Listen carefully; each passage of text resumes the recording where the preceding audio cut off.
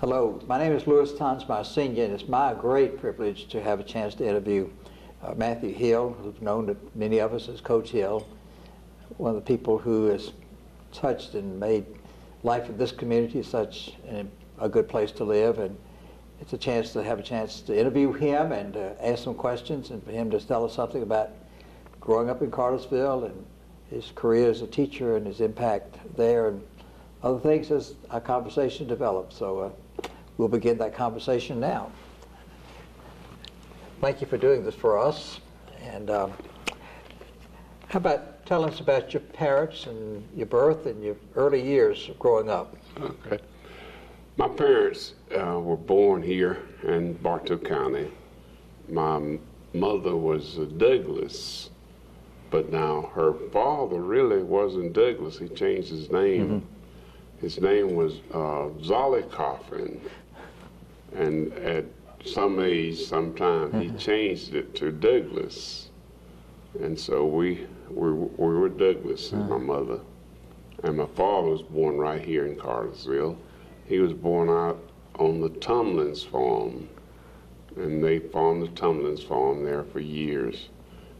His name was George Washington Hill, and there were 3 girls and 2 boys.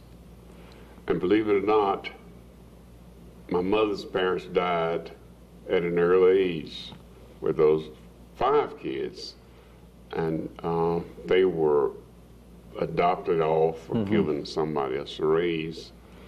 And that same thing happened to us. Our parents died early, and we were given to, and there was no like adoption or anything like that then. You just gave them to somebody, and we were given to these old people. And but that's how they were separated. My mother's and her siblings were separated, but we were fortunate enough to stay together. They had one family, old family, that kept all of us together. And where was that? Which area? That was on the Tumlins farm. Okay. That's where we grew up there. We were, if you go in Waterford, you'll see a chimney on the right, on that little hill where a house is burned down. Well, that was our house. And that's when we left the farm, when the house burned down. At that point, you moved to Cartersville itself? To Cartersville. We called it the town. Okay. We moved to Mull Street. Okay. Yeah, that's where we moved to. And at that point, you started school at Summer Hill? At Summer Hill. Now, we started Summer Hill when we were on the farm, my sister and I. Okay. She was, when my mother died, she was 8 and I was 6. So we walked from the Edward Mounds to the Summer Hill school every day. When it was raining. Now, the pretty days, we had to work on the farm. We didn't go to school on the pretty day. We'd go out at night and look and check the stars to decide whether it was going to rain or not. If we saw a lot of stars, we knew we were going to get up and work in the field. But if we didn't see any stars, the chances are it was going to rain that night. And we'd get to go to school.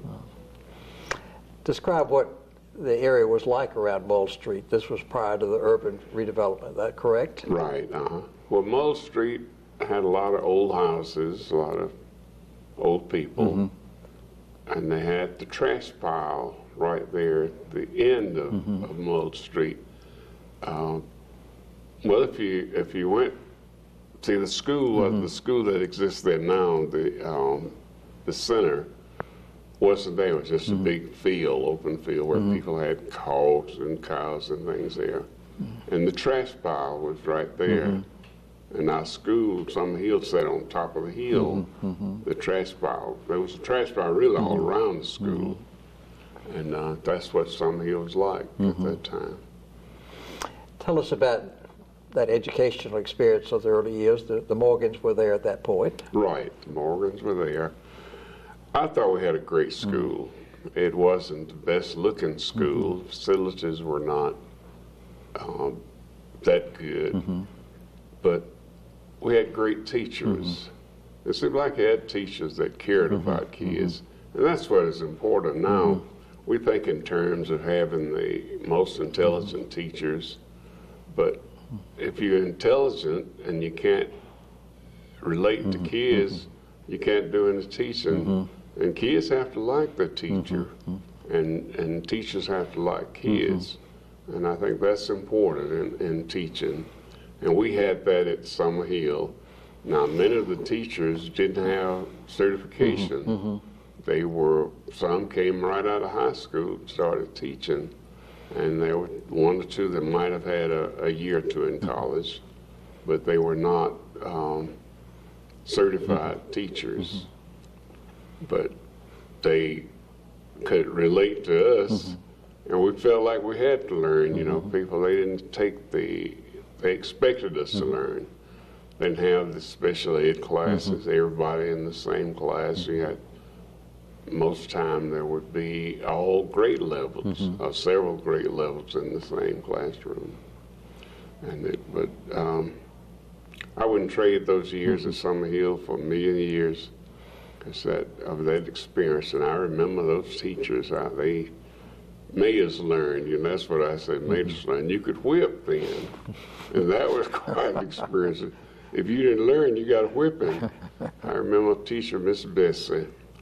Miss Bessie would make you sit down in front of her, and she'd tighten your pants up and had a bolo paddle. Now, sometimes she'd hit you on the fat of your leg, and sometimes you'd hold your hand. She'd hit you in the hand with that bolo paddle. And you learned. And we learned. We were afraid not to learn, you know. We wouldn't dare not learn and get a paddling. Say something about the Morgans. My perception is that they were a great influence in the educational process. For me, they were. Now, Ms. Morgan was a music teacher, and I thought the world of Ms. Morgan. She thought I could sing, and she made sure I was always in the choir, and she'd always give me a lead song. And there's songs I couldn't sing, and what I'd do, I'd quit. And then I'd come back after they got somebody else to lead the song she was trying to get me to sing. And Fess was definitely an influence. Fess cared about me, and I cared about him because he treated me as if I were somebody. Prior to Fess, I had low esteem. I didn't feel like I was worth anything. I had a real nervous condition. I stuttered, and I ate the skin off my knuckles. I mean, they were just raw. And but experiencing Fess, I saw a basketball game. First time I'd ever seen a basketball game. And I decided I wanted to play basketball, so I told Fess I wanted to play basketball. So he let me come out in sixth grade. And but after I got into basketball, I got some soapy water and sandpaper and sanded all my skin off, the dead skin off my knuckles. And I began to talk without stuttering. You know, I got my little confidence up. And I owe that to Fess, you know. Fess had a pretty house inside, and I did work for him. I'd work outside, do his yard work. And when he got ready to eat, he called me in with him, and I'd sit down at the table and eat, you know, at the table with them, not like I was at work or anything. And I loved that, you know, I enjoyed that. And he could tell me to run through a brick wall, and I tried, you know, that's how much influence he had over me. And he had a little crooked finger. He would punch you with it, right in the chest. Now, get in there, heel, and get that touchdown, get that 20 yards. Boy, I'd go in there and get whatever he told me to get. But I thought the world of Fess and Ms. Morgan. But they had that kind of influence over a lot of people because they cared about us, you know.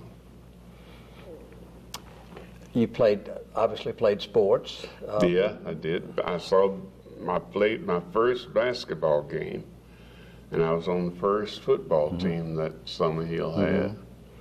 And I got hurt before the first game at practice.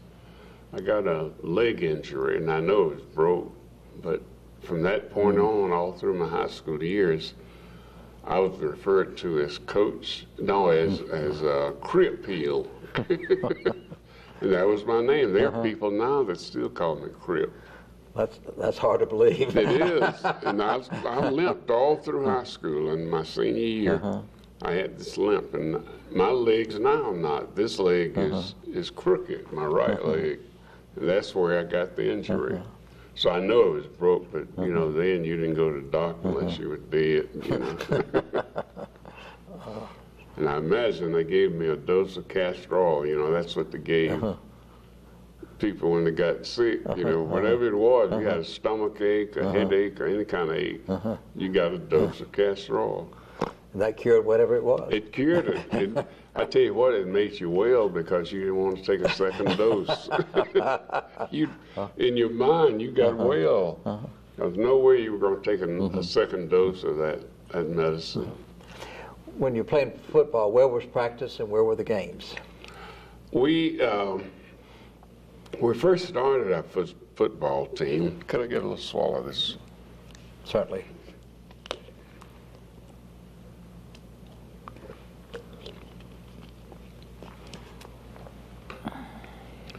When we first started our football game, we played and practiced at Slab Stadium. Are you familiar with Slab Stadium? Only from what you've told me, Okay. so you better tell the rest of us. Slab Stadium was on Bartow Street, the north end of Bartow Street. Going toward Jones Street, it was on the right side. They covered a whole block. They covered from Bartow Street to Irving Street. All that area was Slab Stadium. And that was our football field. That's where we practiced, and that's where. Now, we didn't play our games there. We played our games at Tinsley Park. Tinsley Park was on the south end of Irwin Street, and that's where we play our games on Thursday night. Carsville High would play on Friday night. And then later on, they moved the trash pile, and we made that our football field. I would go to Sugar Valley, and Mr. Jude Cannon, that was Stanley's mother's people, and he had a mule, and I'd ride that mule to Summer Hill School and plow that field so I could get it prepared for a football field. And I did that several times, and finally we got it where it was never long enough, you know, but if we wanted to run a touchdown going, let's see, west, east, we had to come back and bring the ball up on the other end because the field wasn't long enough for a football field. It wasn't wide enough either because we had those bleachers there, those rock bleachers on one side. And so you had to run into those rocks in order to get a real touchdown there. But we survived it. We did good. Made us tough. And a lot of rocks and things on the field. What was the practice area called the slab field? Slab Stadium was a homemade baseball field. Mr. Paul Thomas had that. It was a baseball field, but he allowed us to practice our football there. They would have games, baseball games every Friday and Saturday and Sunday. Saturday and Sunday mostly. I mean, you'd have a huge crowd there. But it was made out of slabs. You know what slabs are? From pine? Yeah. From pine trees, yes. Right. That's what the field was made out of, slabs. And we burn those things in our homes too. We get a load of slabs, and those slabs will last us all winter. Anything else about the educational process at Summer Hill that stands out that would be helpful for all of us to hear? Well, I think it's helpful to know that we didn't have I don't remember a lot of bad kids at Summer Hill. There were a lot of poor kids, and we came with our little lunches at school, you know, and then eventually they would, the state or the county one would give us apples and oranges, you know, and we'd eat those, but most of the kids brought their own lunch. Then later on, at some point, we had a lunchroom, and they would, prepare our lunch for us. And they still had people that could eat free or with, not have to pay the full price. But that part wasn't so bad. We didn't get a lot of new things at school. Fess used to use the term improvise. He could see where he'd visit other schools. He knew what things they were supposed to have in the schools, and he could come back and make it or use something in the place of it. And he was an industrial arts teacher. We'd make a lot of things that we used. He'd make in that industrial arts room. Had another man that was good, Mr. Anderson. Mr. Anderson was good with making things. So we used that a lot, improvise. He said, now if you don't have it, improvise. We still had to use it, but we had, a lot of times we had to, substitute or use something look like it or could work like it. And I thought that was good, because now you got everything homemade, everything already made from the factory. You don't have to. And I think that helped teachers be a better teacher, having to do things like that. And I felt like also one good quality about teachers, and I think you got teachers that do this now. You can't teach every kid the same way. You can't do that. We couldn't do it because you had different levels in the same classroom, different age groups. And teachers had to use different styles to teach these kids. But kids have learning styles, and some can learn from being lectured, some you have to demonstrate a lot. And I was one of those kids, you had to show me. I couldn't learn from listening to people talk. I couldn't learn that way. But they could show me a lot of explaining. I had to ask a lot of questions about things. Now you can't ask a lot of questions because, when a teacher goes over the material, there's some that feel like that's enough, that you should have been paying attention, should have gotten it then. So you had the liberty of asking questions about things you don't understand. And they use like I said, they use these different learning styles for kids. I remember one kid I had, when I learned this kid couldn't read, but nobody knew he couldn't read. They thought he wasn't smart. So he played football for me, and I knew the kid wasn't dumb. I knew he was an intelligent kid because I had a lot of plays, and that kid never busted a play.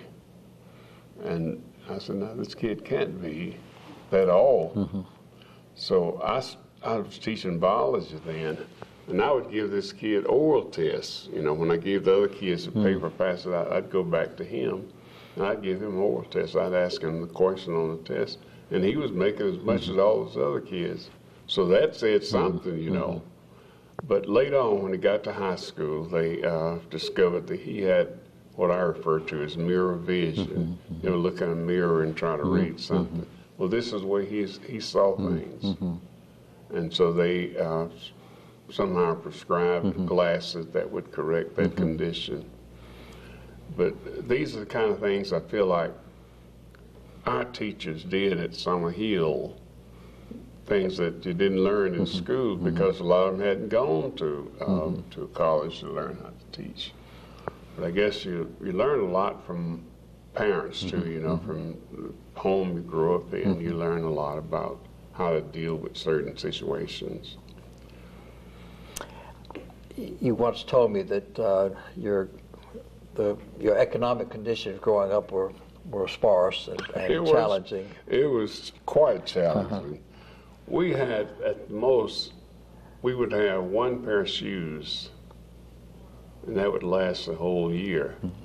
Now, if you wore out those shoes, you put cardboard or something, and I could repair shoes. But I learned how to cut out a piece of leather, or rubber or something, put under my shoes, and put a sole, new sole on them. But until I learned that, I went with that hole in the shoe, or went without shoes.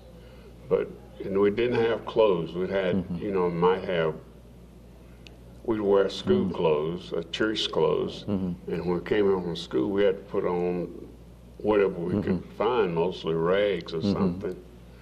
But we never had a lot of shoes, a lot of clothes. And we didn't have a lot of food when we moved from the country. Now, when we were living in the country, we had a lot of food because we had gardens. But we were too little to work. And so the people that planted the gardens would also let us come and glean. That's gleaning. They let us come behind them and get what they left on the vines and things. And a lot of times they'd give us the old, like last year's beans or peas. And believe it or not, they'd have worms in them, you know.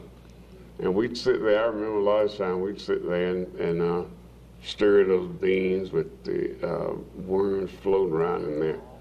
And we'd say, yeah, he's in there. And then we'd like close our eyes and we'd eat it. Didn't make any difference.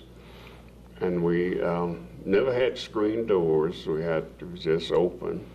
And there were, when we lived on Mull Street near the trash pile, you'd have as many flies in your house as you had at the trash pile.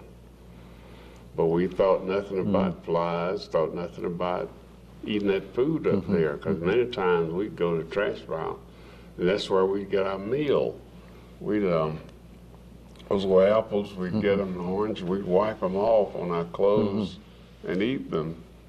And we'd get the hams, the old hams that were maggots and things in them, and we ate them. That's why I know, you know, people talk about germs, but I guess you can get immune to germs, because I guess that's what we did. I remember this big ham that we found on the trash pile and carried it home, and the man was a great big dark-skinned man with a long beard, and he would say, we got that ham, he said, oh, this is good ham. And we sat down on the porch and picked the maggots out of that ham, and we ate it. And how we found out, I don't believe Daddy would have married again if it hadn't been for that ham. We carried him a piece of it to his workplace. And as he was eating it, somebody saw one of the maggots in it. And I remember the man's name, Mr. Aaron Martin. But he saw that maggot in that ham, and he asked George, said, George, what is that? And Daddy took a look at it, it was a maggot. And then he didn't live with us after our mother died.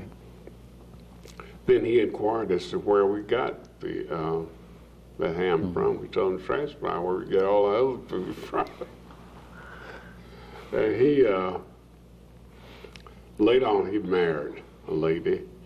Her name was Ruby. We called her Mama. Now, we were little kids. She treated us just like we were her kids. She didn't have any kids of her own. But Mama was the sweetest person. I don't believe our biological mother could have treated us any better than Mama did. And she had no money. Daddy would give her like $10 a week to buy groceries with and buy clothes and everything else. But now that's $10 a week for 4 kids. Even that was hard during that time. He was a good person now. He was as nice as he could be, kind, friendly, everything. But he had a gambling problem. And he didn't live with us. He had another house that he took care of.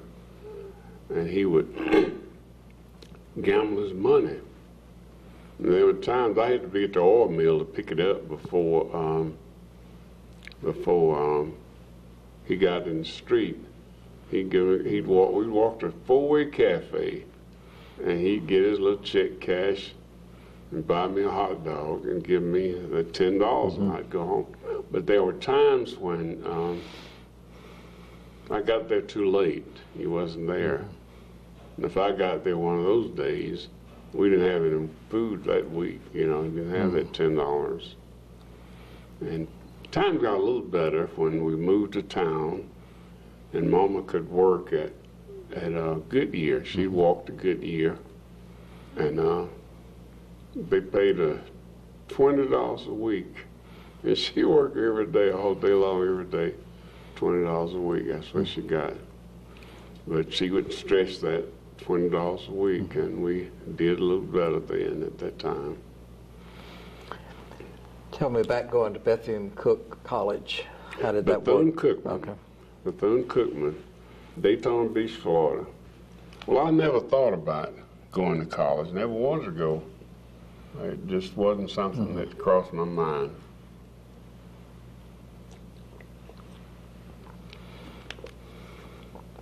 And my junior year, I started getting a lot of recruits coming in. I mean, scouts coming in wanting me to go play college football. And I'd hide from them. I didn't want to go. I didn't want to even talk to them. And then one of my best hiding places was the Grand Theater. You know, the Grand Theater, we had to sit up in the balcony. And I'd get up in there and hide. I'd see them come in down there. But they couldn't see me. And I'd hide from them. And I got caught by one guy. And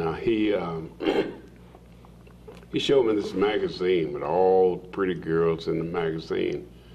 He said, "Matthew, you like girls?" I said, "Yes, sir." He said, "If you come to Cookman, you'll see these pretty girls all over the beach and all over the campus. The beach is like walking distance." I said, "Boy, I like that." I got down to Bethune-Cookman. The beach was like 20 miles. And the girls weren't that near that pretty. So I said, well, maybe the other thing's okay. I had another guy with me, Willie Weaver. We went together. And we explored the campus for orange trees. And we saw all these orange trees, but they were bittersweets, you know. They taste like quinine or something. So we couldn't eat them. That was a disappointment. So the building where we're living, building 10, there was a big palm tree in front of building 10. And we just knew that was an was a banana tree. Because see, he had told us that now you can get a room on the top floor, say in the middle of the night, you can just reach out the window and get a banana off the tree. Well, country boys, we didn't know any better. So we thought we were going to be able to do that. But this big palm tree was sitting there, and we said, boy, that must be a banana tree. But we decided that it was a banana tree, but it was the wrong season for bananas. So after all of that, I called Stanley Morgan, you know Stanley. I called Stanley Morgan and told him, I said, look, we want to come home. And he said, well, if you stay down there a little bit longer, I'll get you some money and send you to get a ticket. Cost $22. And I knew Mama didn't have $22. So he told us to stay down a few more days and he'd get some money for us to come home. And at the same time, he called the coach, Bunky Matthews, and told the coach we were wanting to come home. So what he did, he found the prettiest girl he could find and assigned her to me so he could keep me down there. And I fell for it, boy. I said, boy, I'm somebody with this pretty girl and I'm a freshman. Boy, I thought I was big time. And I'd go to her house and her mother would feed me like I was at home or something. But it came Christmas and she said, now, you can't come see me Christmas because my boyfriend's coming home. And boy, I was shocked because I thought I was the boyfriend. But I'd been down there a whole year then. I couldn't leave. So I stayed there. I had a $500 scholarship at Cookman. That's what it cost to go to school there a year. And I had a job working for Mrs. Bethune's son. And I clean up his office. I'd go there at 6 o'clock in the morning, clean it up. Well, that's how I got my books. No spending money. And so that was okay too. I got my books, she got my meal ticket. But after the first year, that first summer, I had to go to summer school. They wanted all the athletes to go to summer school. So I told the coach, I said, I don't have any money. He said, well, just come on anyway. So I went to school that summer. And then the next year, the room and board went up. And no more was it $500. It was like $600. Well, I didn't have that extra $100 to pay. I didn't have anything. So they let me go to school without having to pay. But every meal ticket time, every month, the business manager would call me in the office and ask me if I had any money. I said, no, sir. He said, get out of my office. And I'd have to go like 2 or 3 weeks without having a meal ticket because I didn't have the money to pay for that summer meal in that year that I attended. And that went on for the whole time at Bethune-Cookman. Every month, when it was time for a meal ticket, I'd have to go to the business manager's office. And he said the same thing. Hill, you got any money? I said, no, sir. Get out of my office. I'd tuck my tail and get out of his office. And the way I survived those 2 or 3 weeks, there was another guy named Turner. We called him Po Turner, and they called me Po Hill. And we'd go to the bakery and beg for those, day-old donuts and things. And he'd give us a cake and that day-old stuff he didn't sell. And we'd go somewhere and hide and eat it. And then there was another place called Senior's that sold hot dogs 3 for $1. Well, we'd go beg him to let us clean up his place for a hot dog. And so he'd let us clean up at night, mop and everything, and take out his trash, and he'd give us a hot dog. And the funniest thing about that, see, Po Turner was as poor as he didn't have anything either. Somebody asked Po Turner to let me have a nickel. And Po Turner said, I'm sorry, I don't have a nickel. Said, my mama just called me last week and told me when I come home for Christmas to bring one of those hot dogs from Senior's. But there were 4 of us like that. There was me, Po Hill, there was a Po Turner, and a Po White, Po Jelly we called him, and there was another guy, I can't think of his name, but it was Po something.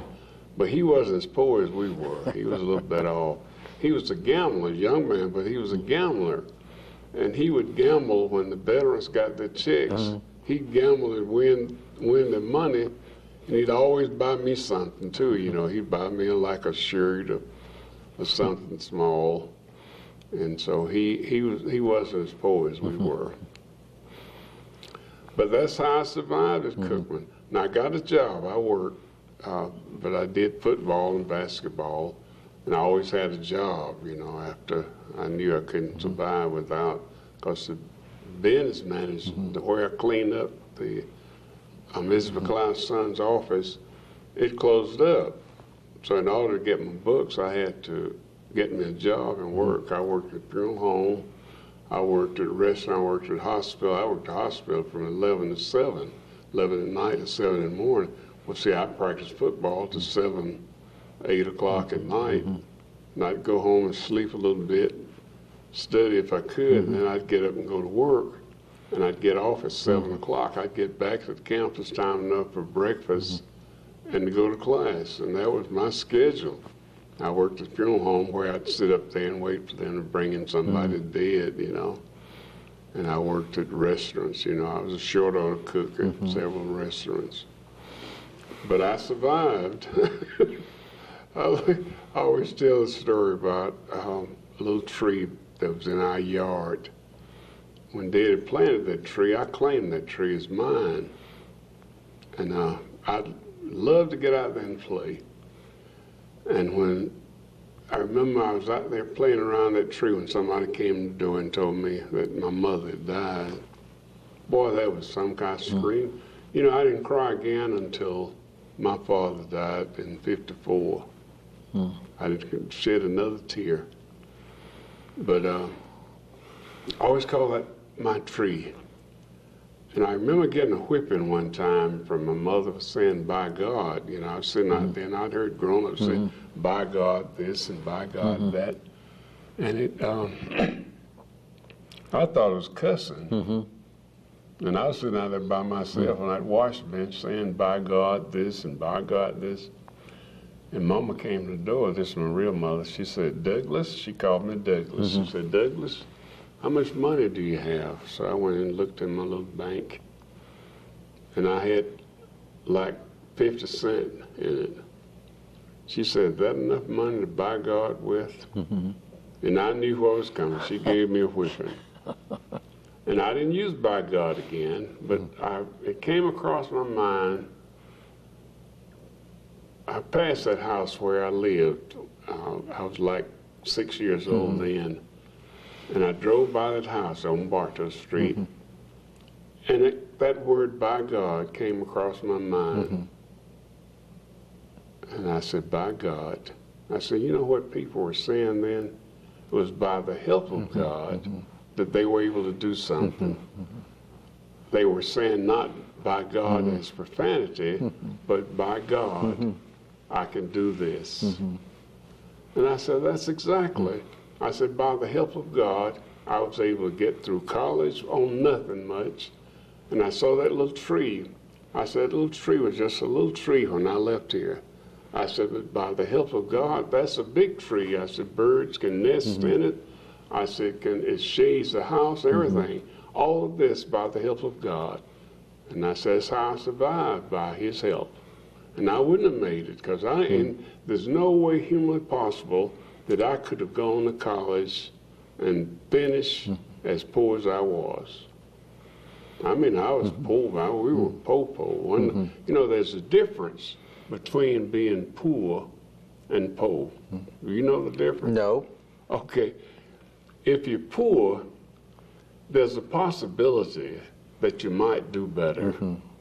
You know, you might get a good job. Somebody might die in the family, but you can do better. If you're poor, you can't do any better. You're always going to be poor. And I use that word poor. And I look at people, kids that grew up with me that were poor, like I am, like I was.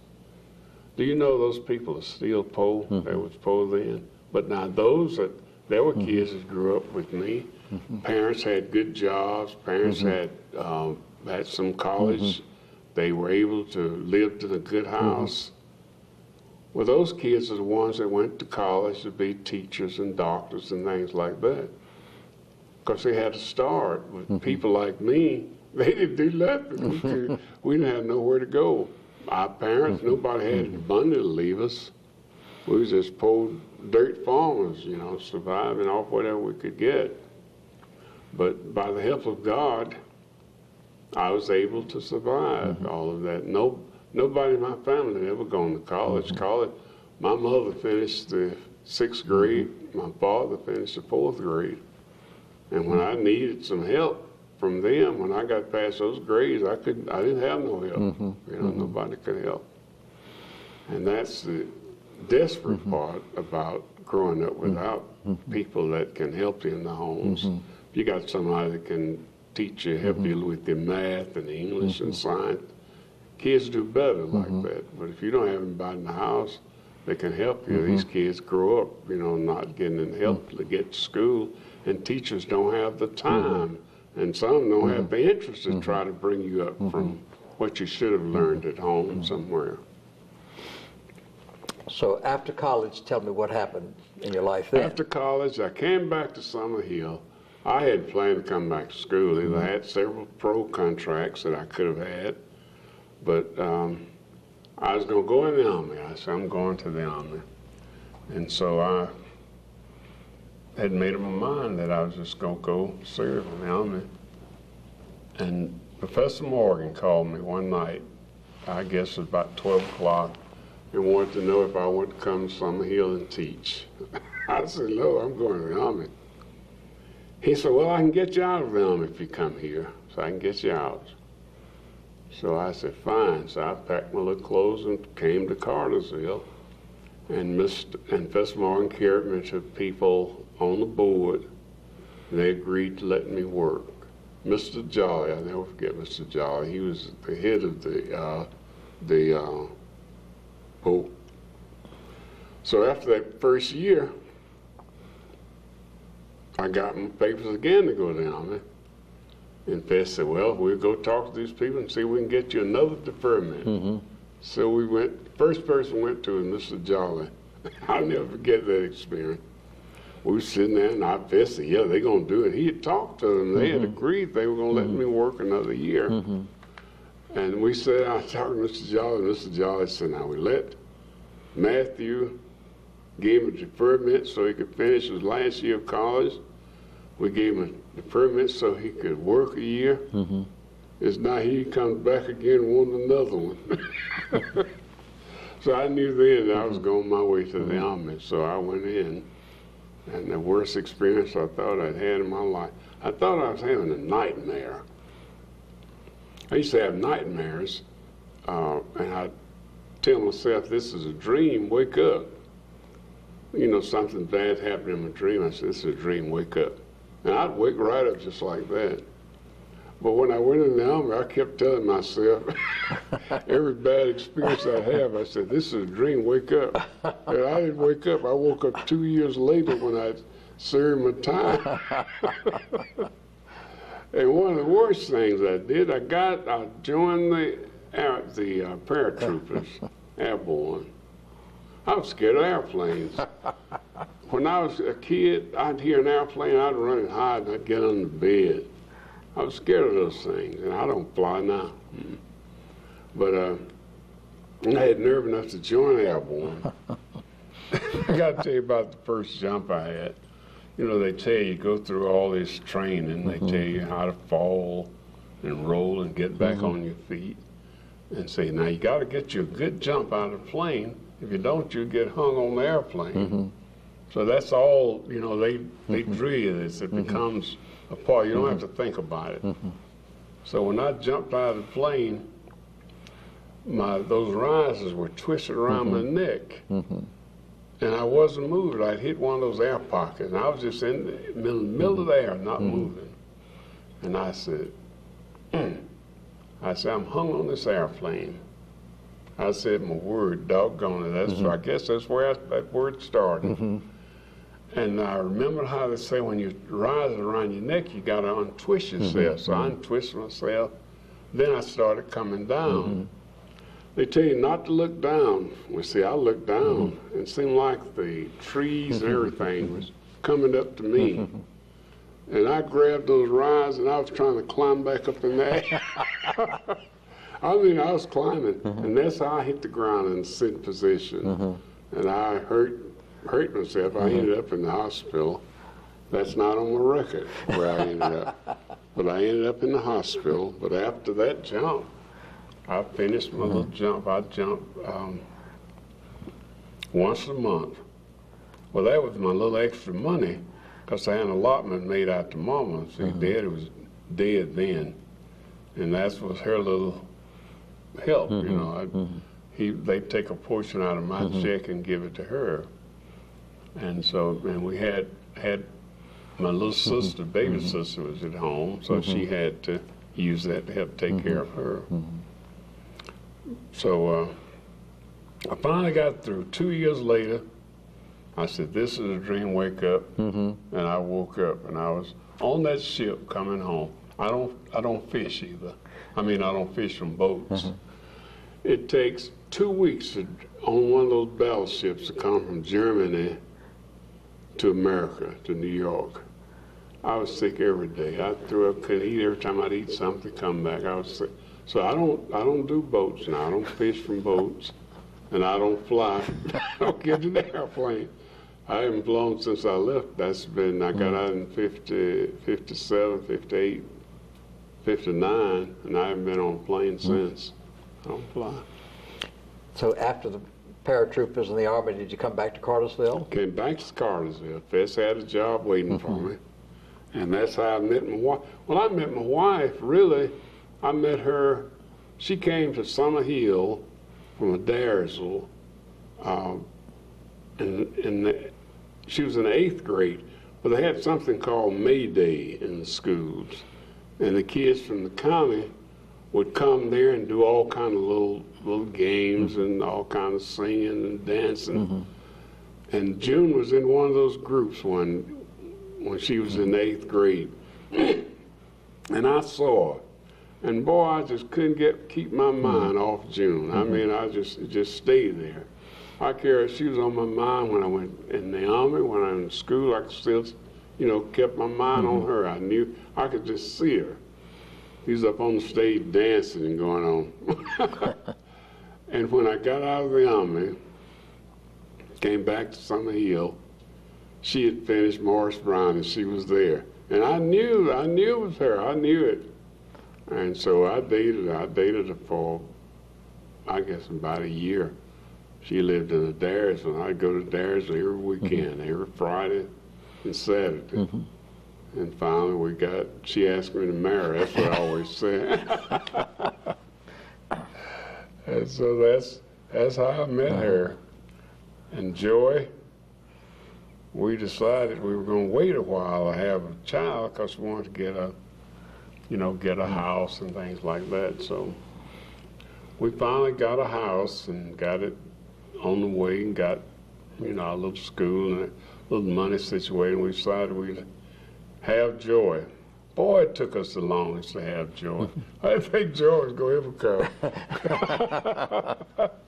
But we finally had her, so she's, and I told June, I said, now, we got to give her a simple name. I'm not the best speller in the world. I said, we got to give her a good, simple name that I can spell. So we came up with, she wanted something big, she's a good speller. And so it was okay, it didn't matter with her. So I got the Joy, and she got the LaDon. So that's how she got her name. And Joy lives here? No, she lives in Cobb County. Okay. She comes up every day. She comes up every day to boss us around. And she has about 6 or 7 cats.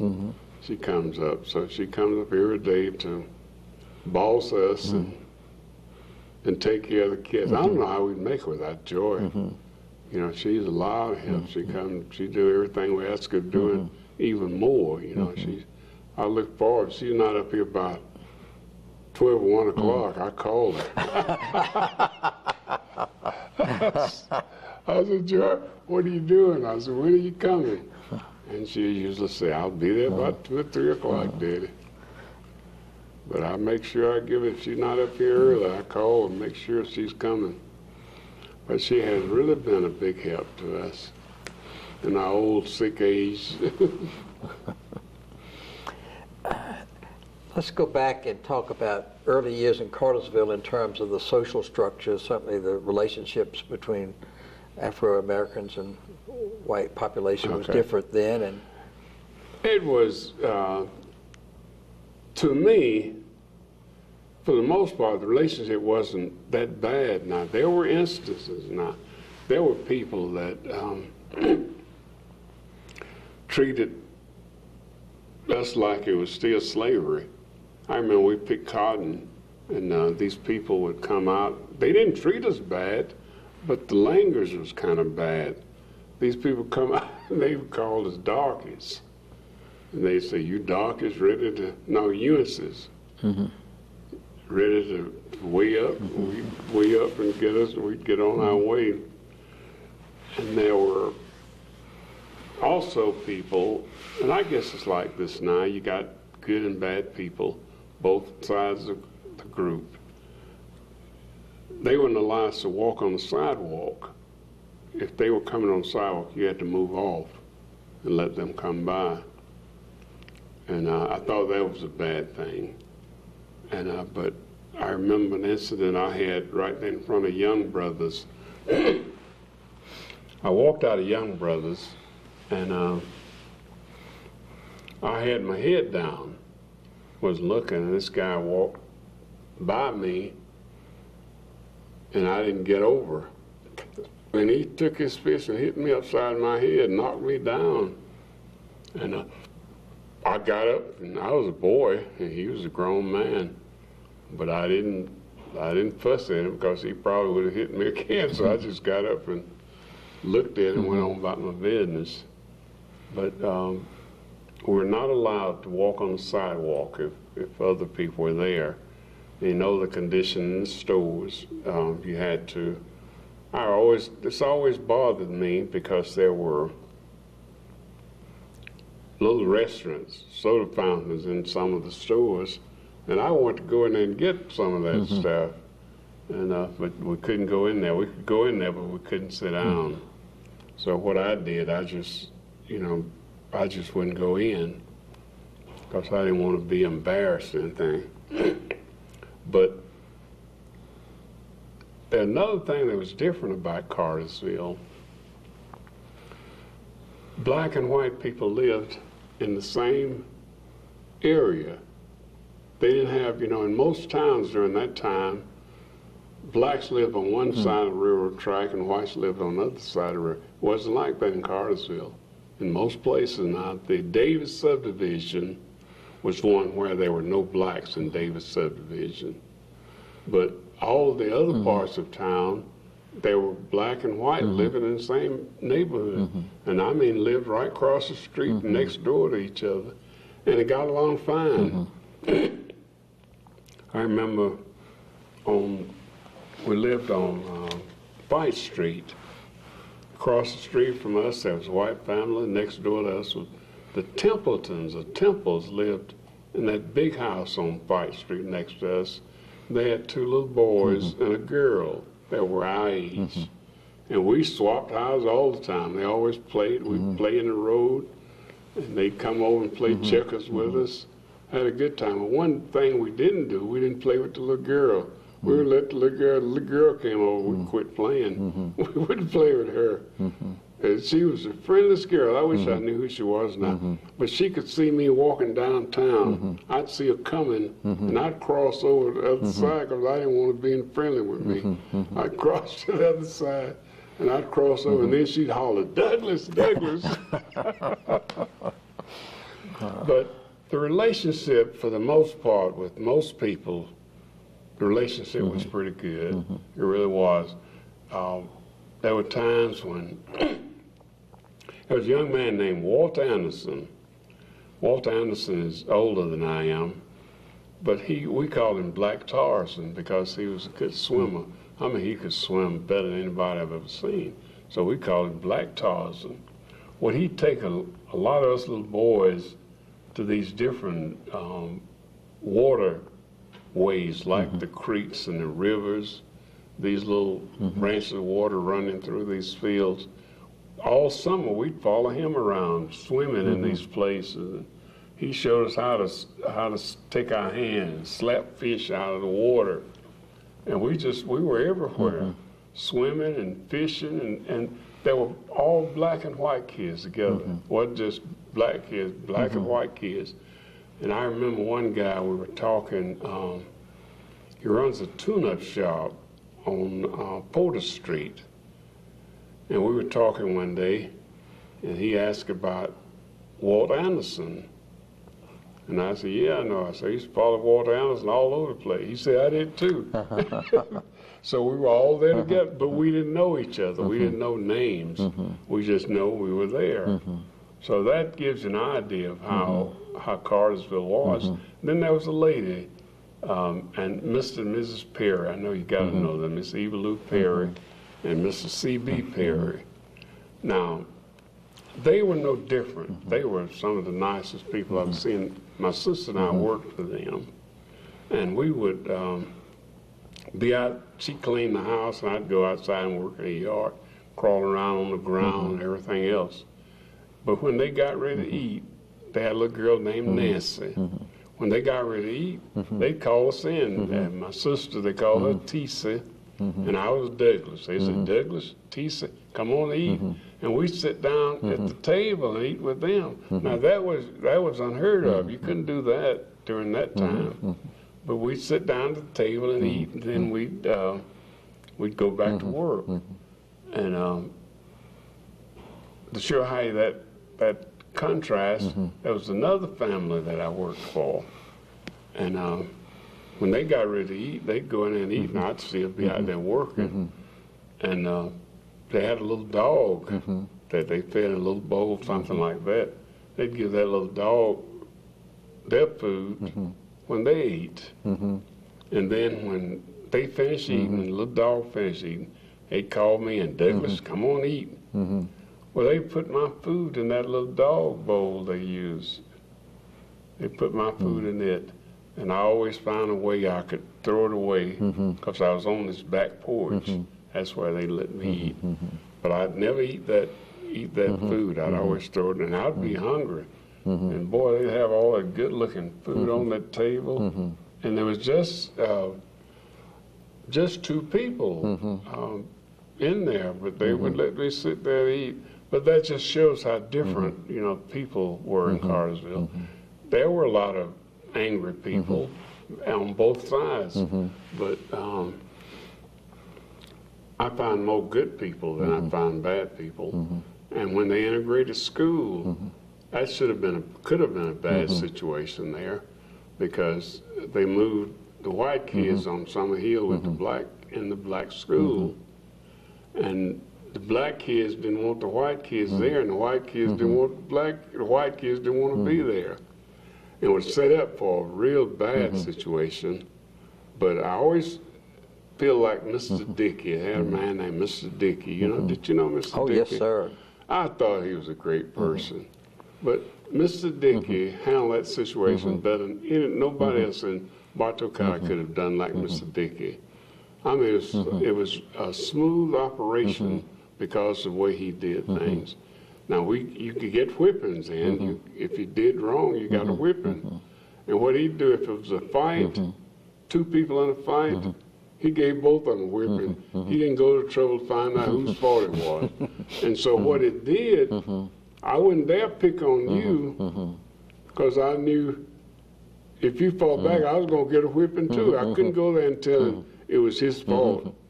He did. He started. Mr. Dickey didn't question nobody.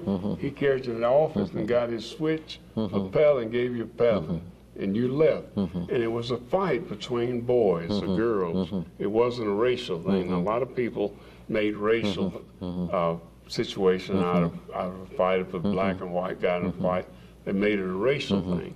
But to him, it was just a fight. And we knew that, so we wouldn't go to trouble. We would go there trying to explain anything. And we didn't fight that much either, because we didn't want to get a whipping. But if it were where you could go in and say, it was his fault, well, sometimes a teacher will take his word, and he would be out of it, and the other person would get punished.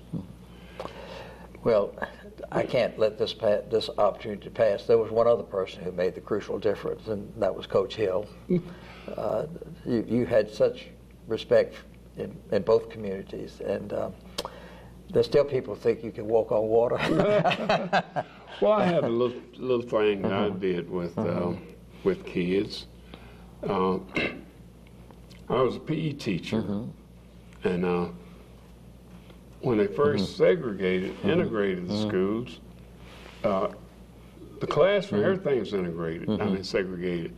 The kids in the gym, the black kids would sit right over there, and the white kids would sit in the place. They didn't have nothing to do with each other. So I said, boy, this can't be. I got to break this up. So I started a little thing with basketball and all the other sports where I could divide them up into teams. First started, I'd let two black kids pick teams. I'd let two black and two white pick teams. Well, white kids would pick all white kids, and black would pick all black kids. So I said, well, that's not working. So I tried something else. I'd have all black kids one day. Well, they start off picking all black kids. And I'd tell the white kids, I said, don't worry, they're going to have to pick y'all sooner or later. You know, they'd have to pick the white kids. And then the same way the other way around. So they were a little skeptical about picking, and I'd let them stay on the floor in basketball. The team could stay on the floor as long as they were winning. Now, when I started that really made a lot of difference, because the kids wanted to win. They didn't care whether it was black or white. They wanted winners.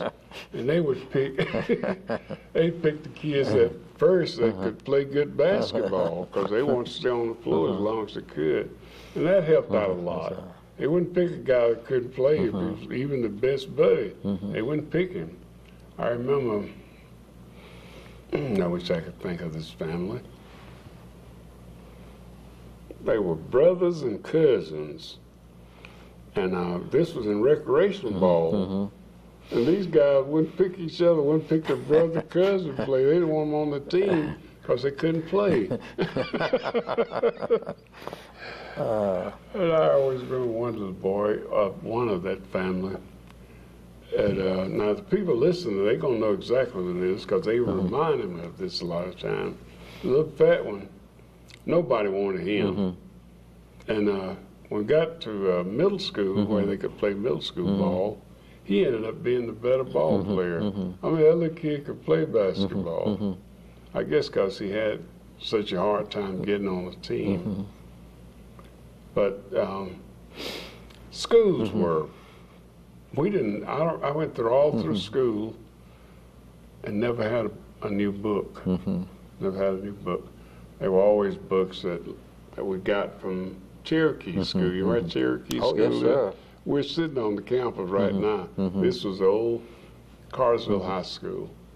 And this is where we'd come. Every summer fest, we'd come over and get a load of books on the back of his pickup truck. And these are the books we would use in our school. Never got a new book. How did you and other folks from the African American community not let bitterness take over? I don't know, but it didn't, there were a lot of bitter people, and there's a lot of bitter people now, but it didn't dominate us. We, I guess we learned the system. We knew how to work the system. I could get mad at you now, and I could smile at you, but I could go home and cuss you out. So we knew the system. We knew how to get along. We knew how to. I tell kids now if they don't. A lot of them are having a hard time. I say you don't know how to work the system. I worked at Lockheed when I was in the 12th grade, 11th grade, and I had a friend and I went down. We worked in the bakery, and when we'd go in, we'd leave every day. The guards would shake us down like we were stealing something. I mean, they'd pat us down, but they didn't do this to anybody else. But they do this to my friend and I. And it bothered us. We worried about it. We wanted to quit work, you know. But we couldn't quit because we needed a little money. And this is bad what we would do. Get along and not let it run us crazy, not let us lose our job. Those same guards would come down where we were working at night and get those pies and cakes and things that we were baking. What we would do, we'd have some set aside just for them. And we'd put flies in their pies. And when they'd come down, see, we knew who they were. These are the same one. We knew who they were. And we made sure they got one of those pies with the flies and the bugs and things in it. But see, that kept us laughing, kept us good humor. And we were able to go about our work and not worry about it shaking us down every day. Now, I imagine there were other people that were able to do the same thing. You know, they cuss people out, they get angry, but they couldn't fight back, so they fought back the best way they could. They'd cuss them out, you know, when they got home in privacy and let it go at that, you know. But being like Carsville was, it wasn't that bad of a town for people. People got along well together, and we'd have our little anger spells, but we didn't, you know, lose friendship. We had people that were friends back then that are still friends. They still know each other from those days. And we'd, you know, you had to had to be able to tip your hat and grin. Well, we knew we had to do that, so we did it, you know. We might talk about it, we'd get together, we'd talk about what went on, but we worked the system the best way we could, and it paid off. And I don't think many towns could have survived like Cartersville did, you know, during that time. I came in 1965, and part of the process of deciding to come to Cartersville was to meet with the chairman of the school board prior to coming, and I said, what is the plan? And he says, well, we have a plan, and the plan is to put more money in Summer Hill so that people can, you know. So we stayed separate but equal. Right. And right. But also the day's coming when they will not be separate, and so it's possible to be together when people don't have the sense that somehow we went backwards when we had to do that. And I think when the community decides to do that on its own rather than with a court order from the federal government, makes all the difference in the world. Yeah. I didn't know that, but I can see why it worked so well, because it was planned to work well. If they hadn't planned earlier, we would have probably had some of the chaos like they had in some of the other communities. And then I think people who were in leadership roles said, you know, it's the law of the land. We're going to go by the law. We're going to make sure it's done peacefully and with preparation. And then I think you've alluded to, there was, despite the social separation by custom, there was some areas of friendship and working together that people knew each other's names, and there was... My daddy worked at the oil mill, Southern Cotton Oil Mill, and this was from the time I was 6 years old, 6 years old, and black and white people worked right there together. I mean, they were just like right there side by side doing the same work. Now, the pay was different. My daddy made 40 cents an hour and others made 60 cents an hour. But that was okay too. But they socially, they knew everybody. They got along. They joked and kidded with everybody. They'd get, when it was time to take a break and eat, they'd all sit in the same little break area and eat and laugh and talk, you know. And I imagine there were other places of employment just like that. So that Cartersville hadn't been that bad. Now there were a few bad things happening in Cartersville, but there are a few bad things happening now. Things are not segregated, and you still have a lot of bad things happening. And there are a lot of things, everybody's just not going to like everybody. All black people are not going to like all black people. All white people are not going to like all black. And they got nothing to do with race either. We just have these likes and dislikes.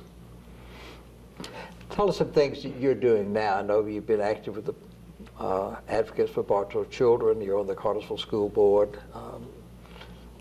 What attracts you to do those things? Well, I had so many times I felt sorry for kids that didn't have like I didn't have. And I was always trying to do something to kind of help them out, you know, because there were people in my life that helped me a lot. And I always felt like I wanted to do something for them. And I thought I did. I remember when they opened the Boys and Girls Club,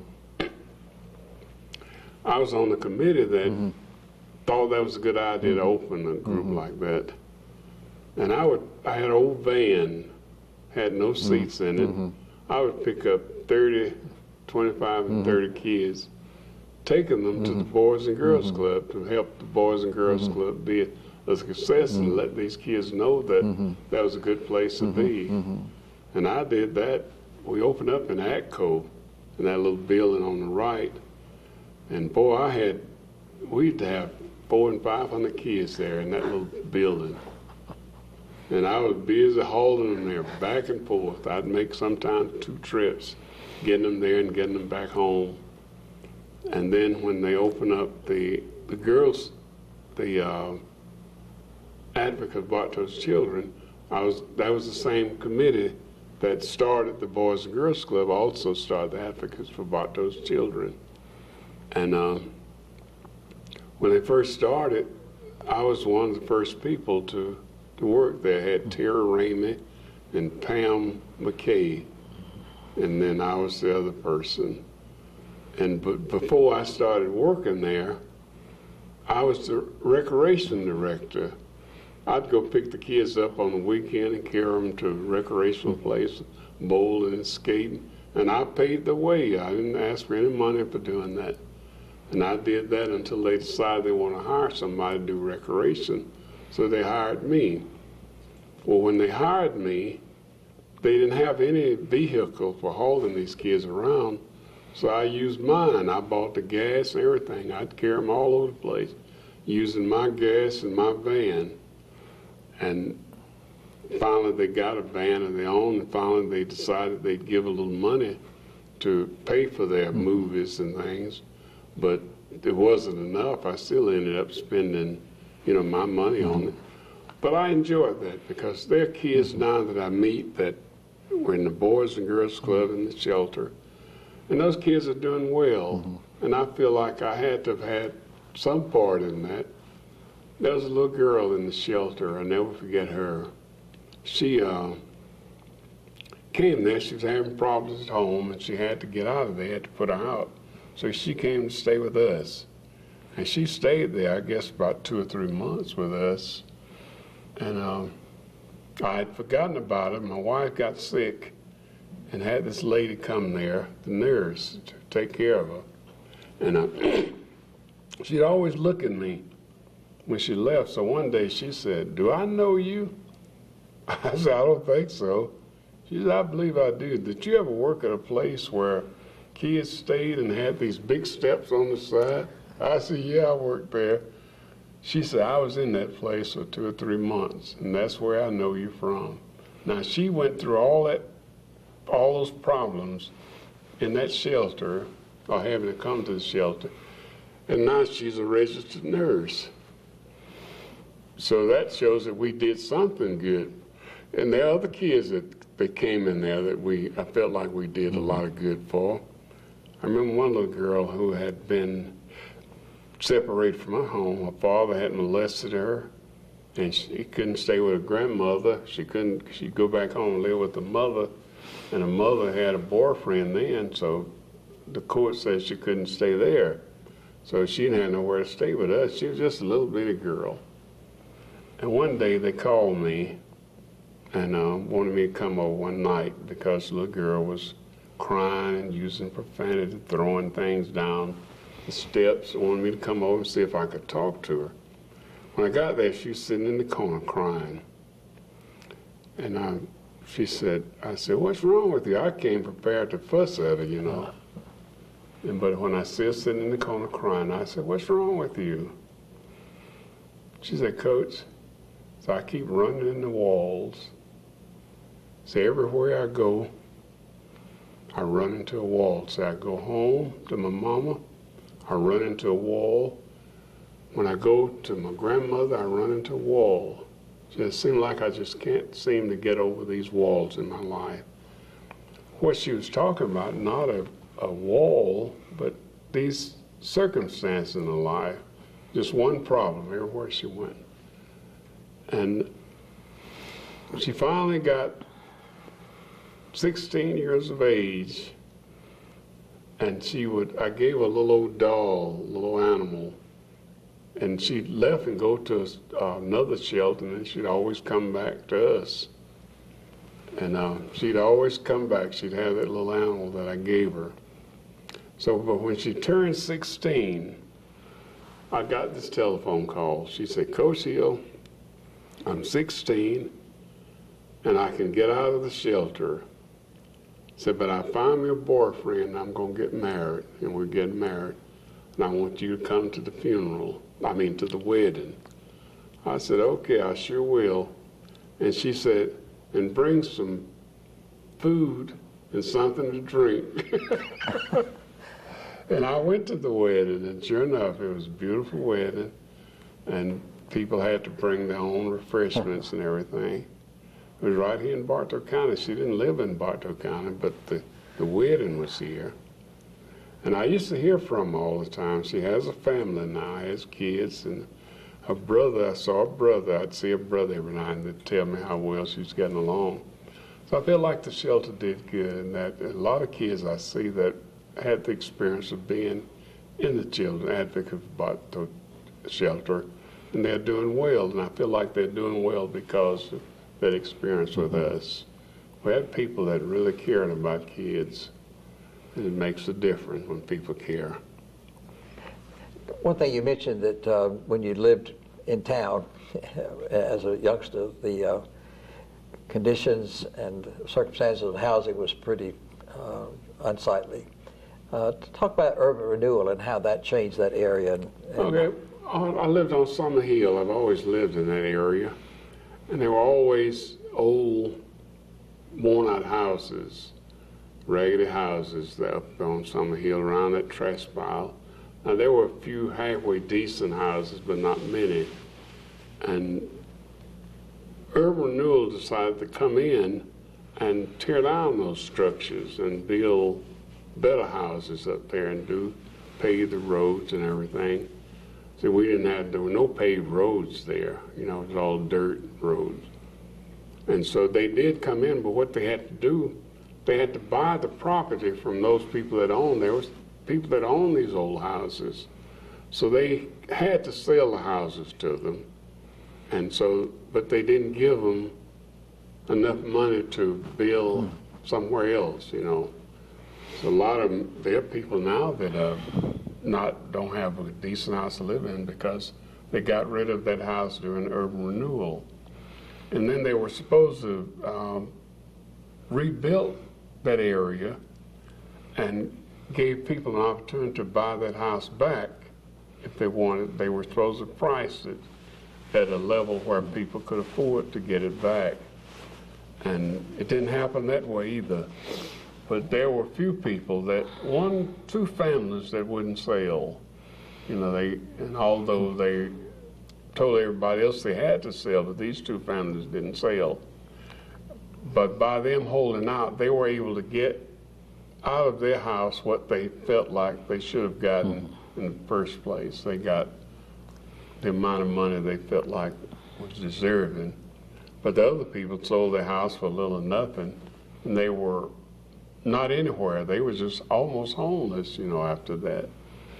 And but when they rebuilt the houses, some of them, they had to pay like $1,000 down and $100 a month. But now, if you're not making money during that time, you know, if, like my mother walked to Goodyear and worked all week for $20 a week, they couldn't afford $1,000 down and $100 a month. So, but there were a few that were able to do that. I remember we saying when Joe Weems bought his house, we said, Joe Weems is going to lose that house because he can't pay that $100 a month, you know. But he was able to do it, and there were several others that were able to do it, you know, and they kept the house. And these are the original houses up there now after urban renewal. St. Luke owned that where the library is across from St. Luke Church. That was our property. Our property went all the way down to that little shopping center down there. But somehow after urban renewal, we didn't own that property anymore. And we don't know how we lost it. Well, that was a lot of land. Well, that was our property. And and I imagine there were other people that went through the same thing. But it helped St. Louis, it helped that area a lot because they got pretty decent houses up there now because of urban renewal. But although some people are displaced because of it, but it still is a beautiful place up there now. I'm concerned about that park. Let me tell you about that park on Summer Hill. There were these older boys and girls that would go there and use it as a place to do the drugs and everything. But what it took away from these little kids, the little ones that love, like school is out now, and a lot of them live in the housing projects that don't have basketball goals where they can play. So then they're looking at those games where if they had basketball goals, they'd play basketball night and day. But by them not having the goals on that little park on the hill, they don't have that. They walk around up and down the street bouncing a little basketball. Now, when they get a little bit older, they're going to put the basketball down, and you're going to see those same little boys standing on the corner selling drugs or using drugs. So it ought to be somehow you could have that those goals there, and even if you just open it up for a few hours during the day, so those little kids can come there and play and have it off limits to everybody else. You got it, the curb, yellow curb, and cars can't park there now unless they go to prison, go to jail. So let that curb and stay there, yellow, so they can't park on that side. And they can't park in front of the goals. But in the gym, now we got goals in there, but those little kids can't get in there because the grown-ups in there playing basketball. They can't play basketball in there. And down there on the Matthew Hill Park, you got the goals too high. Those goals about 12 feet high. And those kids, the kids that want to shoot those goals 12 feet high, and they're supposed to be 10. So if they could lower those goals, it would give them a chance. But it's kind of sad to have kids that love basketball as much as those kids love it, and don't have anywhere to play. You know, if they housing projects, they can't put a goal up in the housing project's yard. Can't do that. So they're just out of luck unless they can come up with a way they can open those parks up for little kids where they can come in there and play until about 6 or 7 o'clock and then lock them up. Don't let anybody come in there anymore. And do that in the Matthew Hill Park. I want y'all to put that Matthew Hill sign back up there. Okay, well spoken. So I do the best I can. I got old. I'm not doing anything now. I've gotten old and sick. But I still think about it. I said to God the other night, I said, look, God, it might be something I can do. I said, I can't get around too well. I can't see well. But it might be still a way you can use me to do something. And I'm thinking about it. I'm trying to think hard what I can do. Well, don't want to discourage you from doing that, but just know the fact that you've touched the lives of so many of us, your contemporaries as well as kids who are younger. I appreciate that. And thank you for being Coach Hill. That's the most important thing you could be. But you know, in my touching, people touch me too. You know, people don't see it that way. But when you do good for somebody, they do good for you if they appreciate it. If you know you've done something, they care about it. It does something to you. It makes you feel good inside. And I've had this good feeling. I just wish I could do something now, you know. I don't want to always look back and say what I used to could do. I feel bad that I can't get out there and do something now. I think you still are doing it just by being yourself. Well, I appreciate that. Thank you so much for doing the interview, and this will be on record for forever and ever, and I know that folks will be touched by having a chance to hear from you. Well, I thank you.